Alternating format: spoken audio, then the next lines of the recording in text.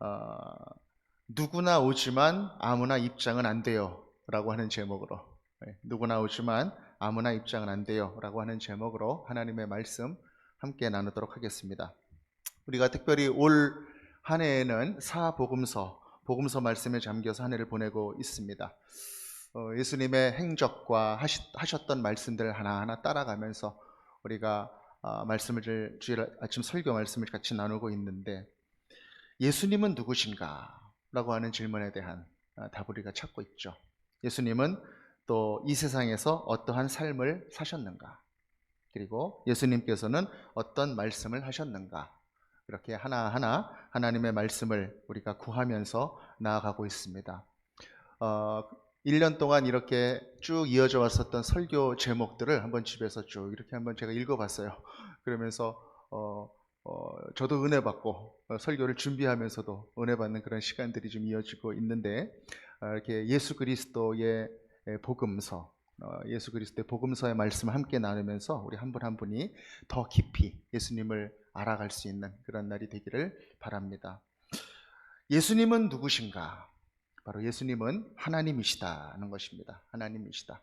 말씀이신 하나님이 이 땅에 오신 분이다. 그래서 예수님은 인간이시다는 것입니다. 완전한 하나님이시면서 또한 완전한 인간이시다는 것이죠. 예수님이 인간으로 오셨다라는 것은 낮아지셨다라는 뜻이죠. 예수님께서 인간의 몸을 입고 이 땅에 오셨다라고 하는 것은 우리와 같은 이런 연약한 인간의 모습이 되셔서 임마누엘 하셨다라고 하는 뜻입니다. 인간같이 배도 고프시고 피곤하시기도 하시고, 그리고 시험도 당하셨습니다. 인간이 당하는 것처럼 하나님이라면 당하지 않으시는 그 시험을 당하셨죠. 그리고 죄인처럼 세례도 받으셨습니다. 세례 요한이 세례 주는 곳에서 쭉 줄을 서 계시던 그 예수님의 모습을 한번 생각해 보시기 바랍니다. 예수님에게는 자존심 이런 거 없었습니다. 오직 자녀를 구하기 위한 그 애타는 사랑만이 있었을 뿐입니다. 십자가에서 벌거벗겨서 죽으시기까지 낮아지신 분, 바로 그분이 예수님이신 것이죠. 예수님이 그렇게 낮아지고 죽으셨던 이유는 바로 우리를 사랑해서입니다. 그 사랑. 그것은 하나님의 의무나 하나님의 책임이 아니었습니다.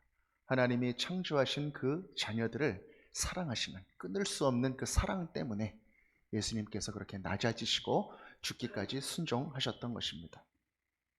예수님에게는 잃어버린 자녀들을 향한 애타는 마음이 있었습니다. 자녀를 향한 애타는 그 마음. 그렇기 때문에 관습이나 제도 이런 것은 전혀 고려하지 않으셨습니다. 오직 예수님께 한 가지 기준이 있었다면 자녀를 구하고자 하는, 잃어버린 자녀를 구하고자 하는 바로 그 한 가지 마음이 기준이었을 뿐입니다. 그래서 예수님께서는 사회 통념과는 다르게 낮은 사람들을 많이 찾아가셨습니다. 불쌍한 사람들. 사마리아 여인도 찾아가시고, 세리도 찾아가시고, 또 병든 사람들도 찾아가시고, 이방인들도 찾아가셨습니다. 다 찾아가시고 또 찾아오는 사람들을 다 맞아 주셨습니다. 그리고 또한 예수님께서는 겸손하게 찾아오는 그러한 높은 사람들도 다 맞아 주셨습니다. 아리마대 요셉도 예수님께서 만나 주셨고, 바리새인 니고데모, 그 사람도 찾아왔을 때 예수님께서 만나 주셨습니다. 이 모든 사람들이 다 하나님에게 잃어버린 자녀들이었기 때문입니다. 그리고 그 사람들을 다 사랑하셨기 때문입니다. 그들이 가지고 있었던 영적인 어려움들, 고통들, 해결되지 않는 그 문제들, 그 속박들, 그 매임들을 다 하나님께서는 해결해 주셨습니다. 답을 주셨습니다. 그리고 그들의 믿음을 격려하셨습니다. 내 믿음이 너를 구원하였다. 그렇게 말씀해 주셨습니다. 그러나 예수님께서는 하나님을 향해서 순종하지 않고 교만하고 회개할 줄 모르는 사람들은 아주 대놓고 책망하셨습니다. 심지어 욕도 하셨습니다. 이 독사의 자식들아, 그렇게. 전통과 관습 속에서 하나님의 마음을 떠났었던 그러한 율법주의의 사람들, 자신의 성을 쌓았었던 종교 지도자들, 그리고 딱딱해져 버린 그러한 종교의 체계들을 강하게 비판하시면서 그들과 대립하셨습니다. 너희들은 지금 소경을 지금 인도하고 있다. 이렇게 아주 대놓고 책망하셨습니다. 그리고 성전을 둘러 엎으시기까지 하셨습니다. 평상시 우리가 생각하는 예수님의 모습과는 다른 그러한 모습이 복음서에 기록이 되어 있는 것입니다. 사랑의 예수님은 또한 심판의 예수님이요 의의 예수님이셨다는 것이죠. 예수님께서는 공생의 기간 동안 하나님의 나라를 선포하셨습니다. 하나님의 나라, 이 땅 가운데 이루어지게 될 그 하나님의 나라, 그 나라의 법은 세상의 것과 달랐습니다. 사람이 기준이 아니라 바로 하나님이 기준이었습니다. 물질이 기준이 아니라 바로 하나님의 다스리심이 기준이 되는 그 나라가 바로 하나님의 나라였던 것입니다. 그래서 세상 사람들은 높아지려고 하지만 하나님의 나라에서는 낮아지는 사람이 더 위에 있는 사람이다. 그리고 세상에서는 얻으려고 하지만 하나님의 나라에서는 내어주는 사람이 더 하나님의 나라에 합당한 사람이다. 그렇게 하나님의 나라의 새로운 질서에 대해서 말씀해 주셨습니다. 그 예수님께서 이제 십자가 공생애를 마치시고 십자가를 향한 그 길을 이제 걸어가십니다. 마지막 6개월의 시기를 마치시고 이제 예루살렘 성전으로 입성하십니다. 그래서 마지막 십자가까지의 그 일주일이 이제 시작이 되고 있는 것입니다. 가장 높으신 분이 가장 낮은 십자가의 자리에 가장 낮은 나귀 새끼를 탄 모습으로 그렇게 들어가시는 그 모습, 그 역설의 모습이 바로 이 예루살렘 성으로 입성하시는 예수님의 모습인 것입니다. 예수님은 성전에 들어가셨는데 그 성전에 들어가시자마자 적대적이었었던 종교 지도자들을 대면하게 됩니다. 그들이 찾아왔습니다. 그래서 예수님께 이제 마지막으로 이제 질문을 합니다. 소위 말하는 마태복음 21장에서 26장까지 나와 있는 최종적인 종교 지도자들과의 변론입니다. 마지막으로 예수님께서 그들과 이야기하신 내용이죠. 예수님께서는 그들의 세 가지 도전을 받으셨습니다. 세 가지 도전. 첫 번째 도전은 무엇인가? 바로 예수님의 권위에 대한 도전이었습니다. 너는 무슨 권위로 이렇게 메시아 노릇을 하고 있느냐? 이런 일들을 하고 있느냐? 그렇게 그 권위에 대해서 도전을 받았습니다. 그리고 두 번째 도전은 무엇인가? 바로 예수님의 신학에 대한 도전이었습니다. 너희가 하는 말은 율법과 맞지 않다. 하나님의 뜻과 맞지 않다. 이런 것들은 네가 어떻게 해석하느냐. 그런 종교 지도자들이 가지고 있었던 그런 말씀에 대한 그런 지식과 신학을 가지고 예수님께 도전하는 그 두 번째 도전을 예수님이 받으셨습니다. 세 번째 도전은 무엇이었냐면 이 종교 지도자들이 이 예수님이 사회에 혼란을 일으키고 사회의 지도자들을 이렇게 멸시하는 그러한 갈등 세력이다. 그렇게 도전을 하였습니다. 이간질을 시키고 또 공격을 당하게 하려는 그런 도전이었죠. 두 번째 도전, 세 번째 도전은 우리가 다음 주에 한번 말씀을 함께 나누면서 살펴보도록 하겠습니다. 오늘은요, 첫 번째 도전, 예수님의 권위에 대한 도전에 대한 말씀을 우리가 함께 오늘 나누고자 하는 것입니다. 너는 무슨 권위로 이런 일을 하느냐? 이렇게 예수님께서 말을 들었을 때 예수님께서 첫 번째 반응은 무엇이었냐면 그들의 속을 보셨어요. 그들은 권위를 찾고 권위에 순종하려고 하는 마음이 없었다. 그걸 아셨습니다. 그래서 예수님께서 딱 하신 말씀은 뭐냐면 세례 요한의 이야기를 꺼내셨습니다. 너희들은 세례 요한은 하늘로부터 온 권위라고 생각하느냐 아니면 사람으로부터 온 권위라고 생각하느냐. 그렇게 예수님께서 역으로 질문하셨습니다. 그랬더니 그들이 대답을 못합니다. 왜냐하면 하늘로부터 온 권위다 그렇게 말하면 왜 세례 요한 믿지 않고 죽였느냐. 그러한 이제 질문을 받게 될 것이고 또 그가 사람으로부터 온 것이다 이렇게 얘기를 하면 많은 사람들이 이미 세례 요한을 선지자로 여기고 있었기 때문에 또 사람들로부터 원성을 들을 것이기 때문에 이렇게도 못하고 저렇게도 못하는 그런 안타까운 위선적인 상황이 바로 이 종교 지도자들의 모습이었다는 것이죠. 그래서 예수님께서 그렇게 이야기하였습니다.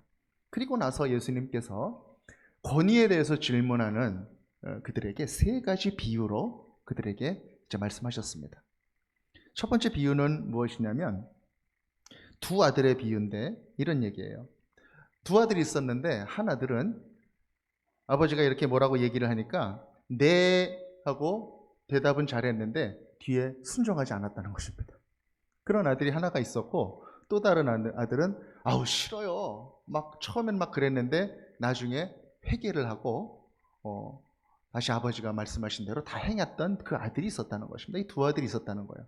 니네들이 볼 때는 이 둘 중에 누가 옳으냐? 이렇게 질문하신 겁니다. 예수님이. 전자는 이제 예수님을 유대인을 이야기하는 것이고 후자는 이제 이방인과 죄인들을 이야기하는 것이죠. 그때 이제 예수님께서 그렇게 말씀하셨을 때 유대인들이 찔렸겠죠. 예. 네라고 대답을 잘했지만 지금 너희들은 메시아를 받아들이고 있지 않다. 순종하고 있지 않다. 그것을 지금 이 비유로 첫 번째 비유로 말씀하신 것입니다. 그 다음에 이제 두 번째 비유를 말씀하시는데 여러분 잘 알고 계시는 포도원 농부의 비유를 이제 말씀하셨습니다. 포도원 농부의 비유. 포도원 주인이 농부들에게 포도원을 맡기고 이제 멀리 있다가 이제 추수 때가 되어서 이제 열매를 좀 거두려고 종을 보냈습니다. 종을 보냈는데 그 농부들이 이 종을 때리고 핍박하고 죽여버린 것입니다. 그랬더니 이 포도원 주인이 또 다시 한번 종을 보냈습니다. 이 종들은 이제 선지자를 의미하고 주인은 이제 하나님을 의미하고 농부들은 그 포도원을 맡았었던 그런 유대인들을 의미하죠. 근데 그렇게 죽이니까 계속 죽이니까 이 주인이 나중에는 안 되겠다 싶어가지고 아들을 보냅니다. 아들을 보내면은 좀 낫겠지. 그렇게 해서 아들을 이렇게 보냈는데 그 농부들이 이렇게 생각합니다. 이 아들은 상속자다. 그러니까 이 아들을 죽이면 그가 받을 유산을 우리가 받게 될 것이다. 그렇게 여기고 그 아들까지 죽여버렸습니다. 그 얘기를 예수님께서 비유로 하시는 거예요. 그러면서 뭐라 그러시는 겁니까? 니들이 지금 그 짝이다. 그렇게 얘기를 하고 있는 겁니다. 유대인들한테. 하나님의 아들이 이렇게 와서 하늘나라를 전하고 있는데도 너희들은 거부하고 거절하고 불순종하고 있구나. 너희들이 지금 이 모습이다. 그렇게 비유로 그들이 지금 있는 상황을 말씀하셨다는 것입니다. 그리고 나서 이제 오늘 우리가 나눌 세 번째 비유를 말씀하셨습니다. 이 세 가지 비유로 아주 마지막으로 그들에게 너희들은 이렇다 그러면서 책망하시고 정죄하셨던 것이죠. 이 세 번째 비유는 뭐냐면은 바로 혼인잔치의 비유입니다. 혼인잔치의 비유. 오늘 그 말씀을 좀 자세하게 나눠보기를 원하는데요. 이 비유는, 혼인잔치의 비유는 면밀하게 우리가 읽어보면 앞의 비유와 뒤의 비유가 있습니다. 세 번째 비유 중에 앞의 비유, 뒤의 비유가 이렇게 있는 것이죠. 먼저 앞의 비유를 좀 한번 같이 나눠보도록 하겠습니다. 우리 함께 마태복음 22장 2절 말씀 함께 읽겠습니다. 시작. 천국은 마치 자기 아들을 위하여 혼인잔치를 베푼 어떤 임금과 같으니. 아멘. 흥미로운 것이 있습니다. 그게 뭐냐면 이 천국을 비유하는데 어떤 장소나 이런 공간을 이야기하는 것이 아니라 그 임금이 천국이다. 그렇게 비유하고 있다는 것입니다. 그 임금. 아주 저는 이 부분이 남다르게 느껴집니다. 전에 그 마태복음 20장에 보면 포도원에 대한 비유가 나올 때도 그 포도원 주인이 천국이다. 그렇게 비유를 하거든요. 그래서 가만히 묵상을 해보면 그 말이 맞아요. 하나님의 마음, 하나님이 있는 곳, 바로 그곳이 천국이다라고 하는 것이죠. 그 마음이 천국이다. 그 하나님의 마음은 어떤 마음일까요? 자녀들과 함께 즐거움을 나누고 싶은 그 마음. 모든 추수의 열매들을 사람들과 함께 나누고 싶은 그 마음. 그 마음이 바로 우리 하나님의 마음인 것이죠. 그래서 다 초대하고 싶고 다 같이 하고 싶고 그렇게 기다리고 바라는 그 마음이 바로 우리 하나님의 마음인 것입니다. 그래서 그 마음을 가진 주인이 종들을 보냈는데 종들이 그들에게 가니까 그 농부들이 거부하는 것이죠. 그래서 다시 또 종을 보내는데 또 거부하고 그렇게 거절했던 것이 바로 농부들의 모습이었다는 것입니다. 거절. No thank you. 나는 필요 없습니다. 그렇게 이야기했던 것이 그 농부들의 모습이었다는 것이죠. 여러분, 이 농부들은 왜 거절을 했을까요? 왜? 우리가 살고 있는 우리 삶 속에서도 우리가 하나님을 소개하고 또 함께 예배드리자, 또 귀한 천국의 잔치의 맛을 같이 나누자, 이런 마음으로 초대를 하지만 거절하는 사람들이 있지요. 함께 예배하자 그래도 예배하지 않고 그런 분들이 있습니다. 그분들은 왜 그러면 거절을 할까요? 저는 그렇게 생각합니다. 그 마음속에 하나님이 없어도 괜찮다, 하나님이 없어도 괜찮다, 그렇게 크게 문제가 되지 않는 그런 마음이 그 마음속에 있기 때문입니다. 하나님에 대한 진정한 가치, 하나님이 정말 어떤 분인지 깊이 그 깨달음이 없고, 내가 필요할 때 하나님을 찾기도 하지만 그렇지 않을 때는 들로 산으로 단풍놀이 보러 가도 되는 그 정도의 하나님에 대한 이해, 하나님에 대한 깨달음, 고백, 이것이 그에게 있기 때문에 그 자리를 거절하게 되는 것이죠. 그 사람의 마음에는 무엇이 있을까? 하나님 중심의 마음이 있는 것이 아니라 바로 내가 중심이 되는 그런 마음이 그 자리에 들어있는 것이죠. 내가 중요하다고 생각하는 것, 내가 이것은 참 귀하다, 내가 좋아하는 것, 그것을 쫓아가는 모습이 그 삶에 있을 수밖에 없다는 것입니다. 그 대체 불가능한 하나님에 대한 그 가치, 하나님의 존재, 은혜, 이것을 깊이 깨닫지 못하면 나는 그 초대를 거절할 수밖에 없는 그런 사람이 될 수밖에 없다는 것이죠. 그래서 오늘 마태복음 22장 5절에 보니까 이 잔치 초대받은 것을 거절하는 사람들은 결국 어디로 갑니까? 내가 관심 있는 곳으로 가게 된 것입니다. 거기 보면은 이렇게 기록됩니다. 5절에 그들이 돌아보지도 않고 자기 밭으로 갔다고 기록되어 있고, 또 한 사람은 자기가 사업하는 곳으로 갔다, 자기 사업장으로 갔다, 이렇게 기록하고 있는 것입니다. 왜 그리로 갔을까요? 그게 중요하니까, 그게 가치가 있다고 생각하니까. 그래서 그쪽으로 가게 된 것입니다. 결국 이 모습은 하나님을 깊이 깨닫지 못한 그 자리에 다른 것이 들어가 있다는 것을 의미하는 것이죠. 바로 물질을 쫓아가는 것입니다. 우상을 쫓아가는 것입니다. 하나님이 있어야 되는, 하나님으로만 채워질 수 있는 그 자리에 다른 것들이 채워져 있기 때문에 그것을 쫓아갈 수밖에 없게 된 것이죠. 돌이켜보면 이스라엘이 불순종의 길을 걸었던 것은 하나님만 믿지 못하고 우상을 쫓아갔었던 역사입니다. 그 우상이라는 것은 무엇입니까? 그들의 삶의 욕망들, 필요한 것들, 물질에 대한 그것들이 다 투영이 되어서 나타났던 것이 우상이었던 것이죠. 하나님도 믿고 우상도 믿고 성전도 있고 산당도 있고, 그랬던 삶이 바로 이스라엘의 삶이었고 그들의 역사였다라고 하는 것입니다.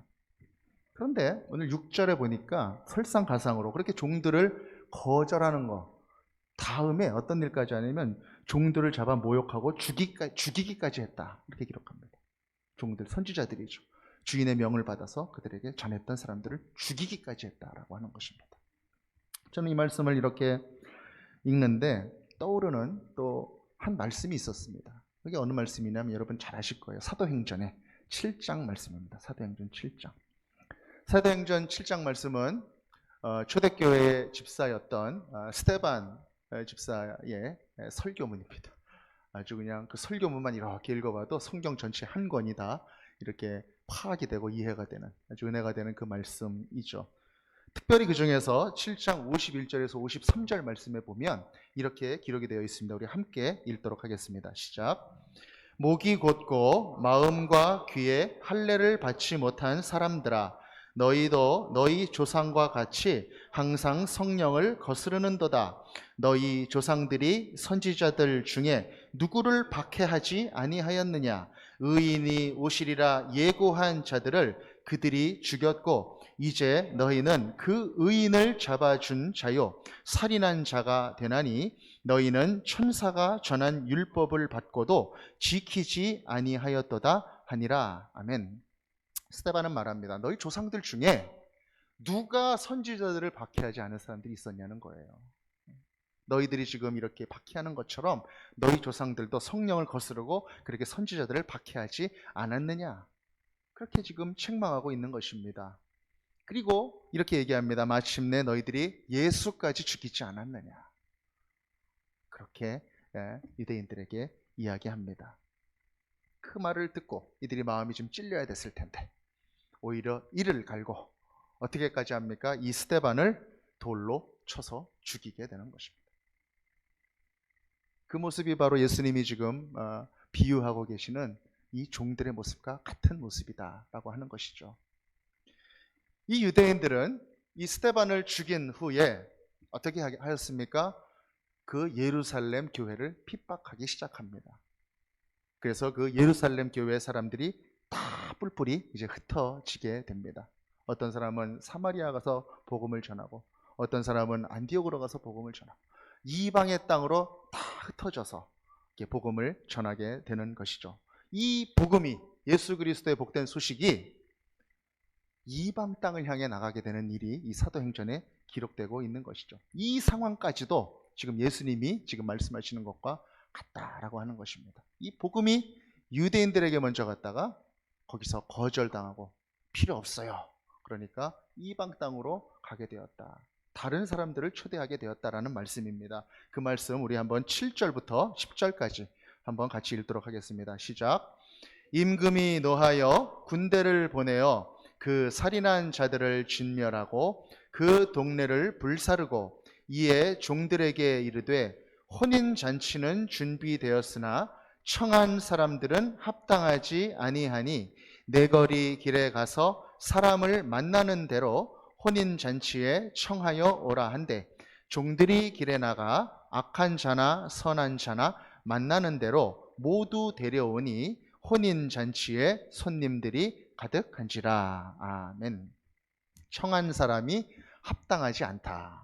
거절한 사람들을 그렇게 말씀하시고 이제 다른 사람들을 초대하는 것이죠. 내 거리에 있었던 그 사람들을 만나는 대로 청해 와라. 어떤 사람들일까요? 네, 죄인들입니다. 그리고 이방인들입니다. 구원에서 소외되었다, 제외되었다라고 여겨졌던 그 사람들에게 지금 이 복음이 전해졌다라고 하는 것을 예수님이 말씀하셨다는 것입니다. 7절에 청함을 거절한 사람들은 어떻게 된다고 기록하고 있습니까?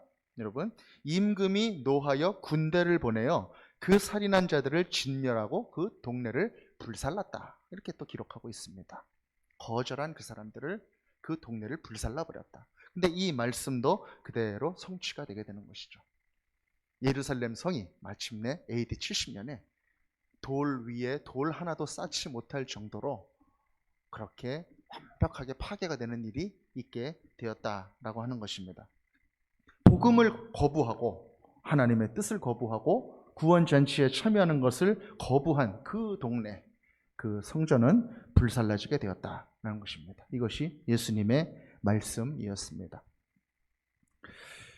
여러분, 우리는 이 이스라엘이라고 하는 민족을 생각할 때 참 하나님께서 이 이스라엘을 만들기 위하여 참 속도 많이 상하시고 애도 많이 쓰셨다라는 것을 우리는 알고 있습니다. 우리가 최근에 석 달 동안 계속 이제 창세기를 묵상해 오고 있잖아요. 창세기 말씀 보면 하나님께서 이제 아브라함을 찾아가신 이후에 아직 진짜 아브라함의 그 가족 안에 있었던 그 이스라엘에 대한 꿈을 하나하나 펼쳐가시는 그런 모습들을 보게 됩니다.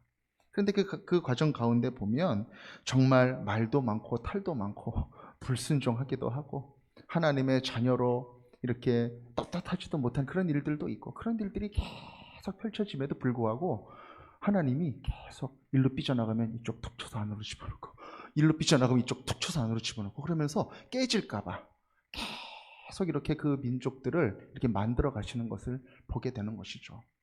어느 하나도 완벽한 인간이 그 안에 없습니다. 그런데 하나님께서 포기하지 않으시고 그 이스라엘을 만들어 가시더라는 거예요. 그리고 마침내 입애굽시키시고 또 출애굽시키시고 가나안 땅에 입가나안시키시고 그러다가 어디로 갑니까? 입바빌론, 그러다가 입바사죠. 그러다가 출바사 하셔서 마침내 하나님이 중심이 된 그 공동체를 이루어 가시는 것.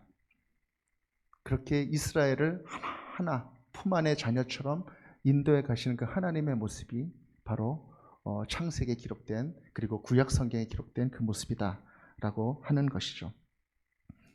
그렇게 하나님께서는 자상하게 자유롭게 인도해 주시지만 자꾸 그들은 도망갑니다. 자꾸 도망가고 불순종합니다. 그래서 오늘 이 예수님께서는 이 비유의 말씀을 통해서 그들에게 말씀하고 계시는 것입니다. 너희들은 이렇게 불순종하다. 너희들은 이렇게 하나님의 뜻에 순종하지 못하고 배척하고 또 선지자들을 거부하고 예수까지 잡아 죽이려고 하고 있구나. 그렇게 말씀하시는 것이죠.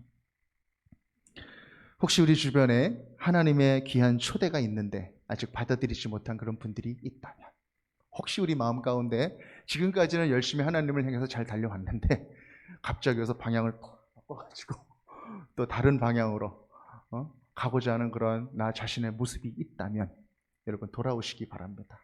그리고 그 영혼들에게 다시 하나님을 같이 바라보자 권면하시기를 바랍니다. 하나님께서 기뻐하실 것입니다. 오늘 본문에 앞에 비유가 있고 뒤에 비유가 있다고 말씀을 드렸는데요. 여기까지가 앞에 비유예요. 너희들이 이렇게 잘못하고 있다라는 그 말씀. 그런데 이 뒤에 비유는 이제 곧바로 이어집니다.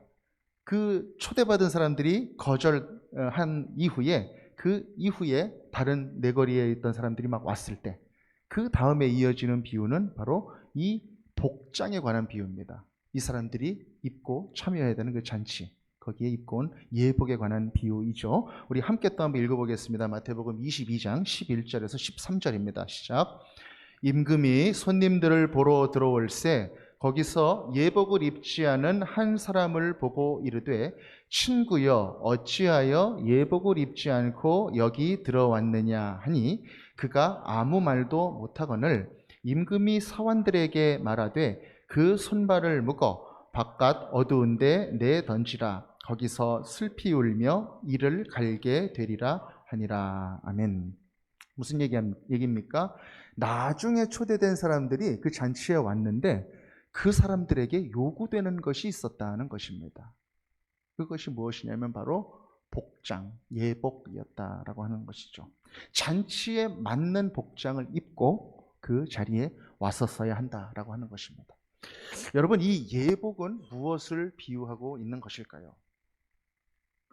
구원의 잔치에 참여하기 위하여 누구나 입어야 하는 그 예복, 바로 예수 그리스도의 예복인 것입니다.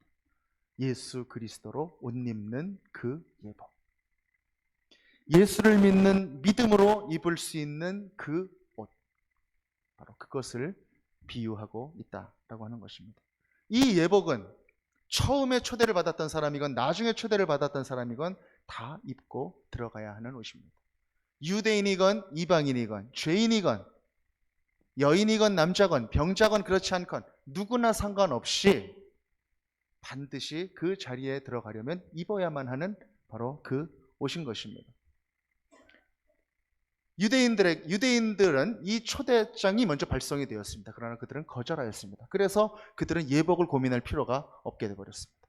그러나 그들이 이 잔치에 들어오려면 그들도 예복을 입었어야 하는 것이죠. 나중에 들어온 이방인들, 이 이방인들에게는 반드시 이 예복이 필요하다라고 하는 것이죠. 초대장은 누구에게나 발송이 되지만 그 잔치에 들어갈 수 있는 것은 아무나 들어갈 수는 없다라고 하는 것이죠. 누구에게나 초대장은 발송되지만 아무나 들어갈 수는 없다. 갈라디아서 3장 27절은 우리에게 또 이렇게 이야기하고 있습니다. 제가 읽겠습니다. 너희가 다 믿음으로 말미암아 그리스도 예수 안에서 하나님의 아들이 되었으니 누구든지 그리스도와 합하기 위하여 세례를 받은 자는 그리스도로 옷 입었느니라. 아멘. 구원의 잔치에 참여하기 위해서는 예수 그리스도로 옷을 입어야 한다라고 하는 것입니다. 살아계신 하나님을 믿는 것입니다. 하나님 살아계십니다. 그리고 예수 그리스도를 믿는 것입니다. 그분이 나를 위하여 이 땅에 오신 하나님의 아들이시고 그분이 나를 위하여 죽으셨습니다.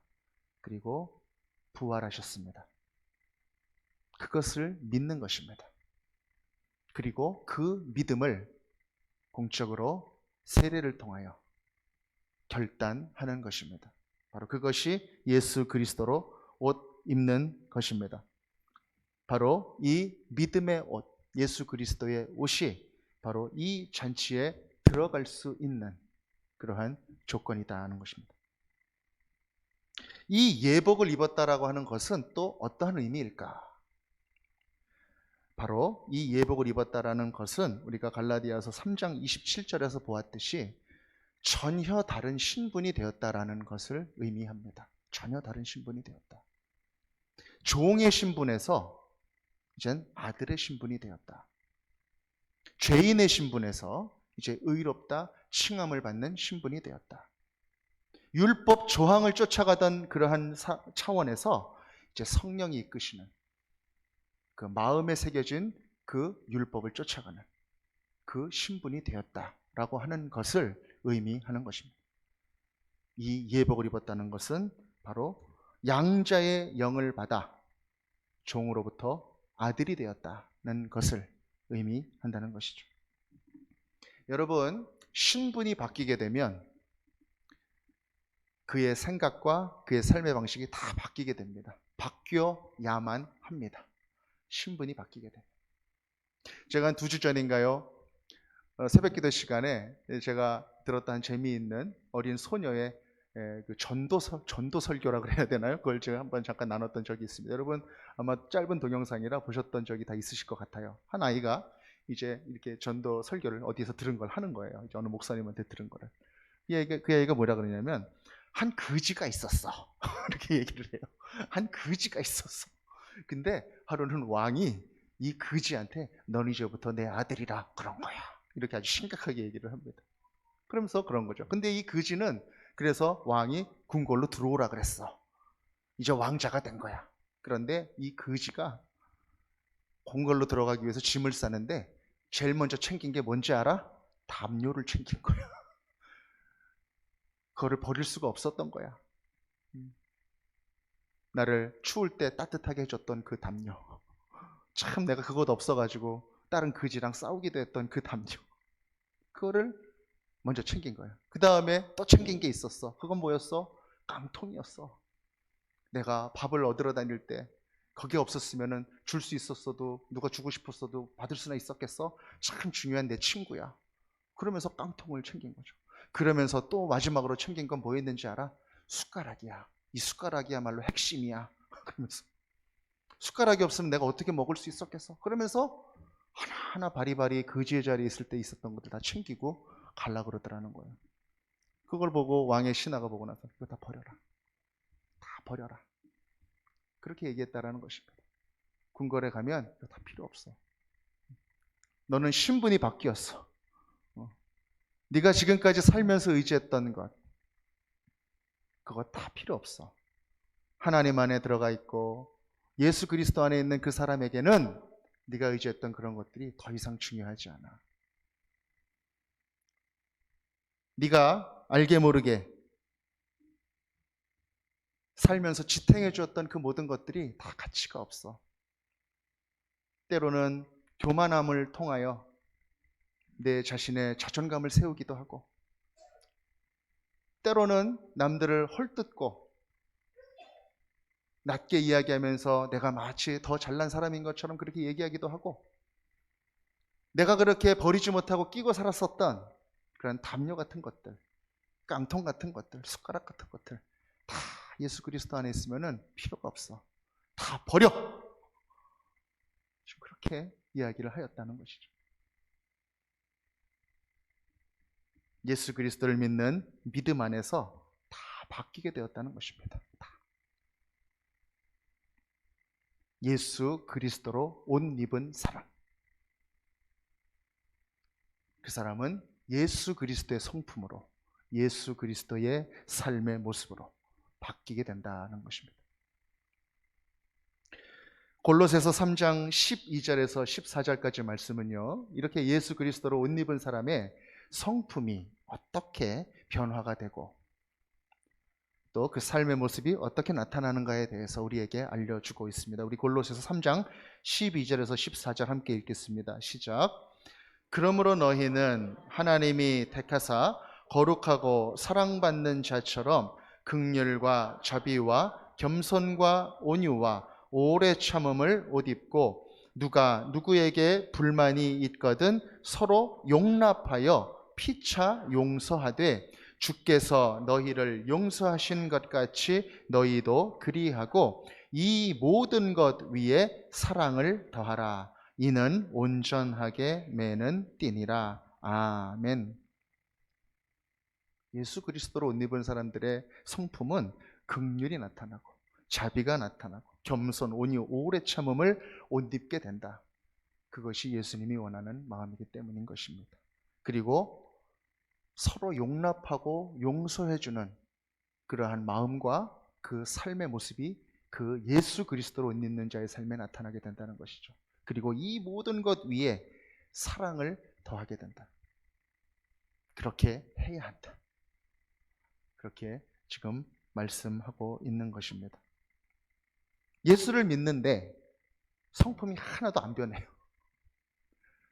예수 그리스도 앞에 나의 모든 것들을 순종하고 나의 주인이고 나의 주권자이심을 고백하며 나아가는데도 나의 삶의 모습이 달라지지가 않습니다. 그것은 예수 안에 내가 들어가는 것이 아니라 나의 자아의 테두리에 예수를 꾸겨서 집어넣는 것입니다. 그것은 하나님을 바라보며 나아가는 것과 우상을 따라가는 것과의 중요한 변별의 지점입니다. 바로 예수 그리스도 안에 예수 그리스도를 믿으며 그 옷을 입고 나아가는 사람의 모습은 바로 예수 그리스도의 도마 위에 살포시 올라가 있는 식재료인 것처럼 그걸 자르고 다듬고 하시는 분은 누굽니까? 예수님이십니다. 위대하신 요리사. 어떻게 만들어질지, 어떻게 사용되어질지, 어떻게 변하게 될지 결정하시고 이끌어 가시는 그 위대하신 요리사가 바로 우리 예수님이시다라는 것이죠. 그 예수님 앞에 모든 것들을 맡기고 나아가는 것, 나의 삶의 구석구석까지. 나도 차마 느끼고 있지 못했었던 나의 인성의 구석구석까지, 나의 습관의 구석구석까지 성령의 빛으로 비추고 하나님께 꺼내놓는 것입니다. 그럴 때 하나님의 능력이 그 사람을 변화시키고 진정으로 예수 그리스도로 옷 입게 하는 그러한 삶이 되게 하는 것입니다. 그렇게 예수 그리스도로 옷 입고 살아가는 사람은 성령이 인도하시는 그런 삶을 통하여 삶 속에서 육신의 정욕을 쫓아가는 것이 아니라 바로 성령을 쫓아가고 성령을 쫓아가고 사랑을 쫓아가는 그러한 삶을 살게 된다는 것이죠.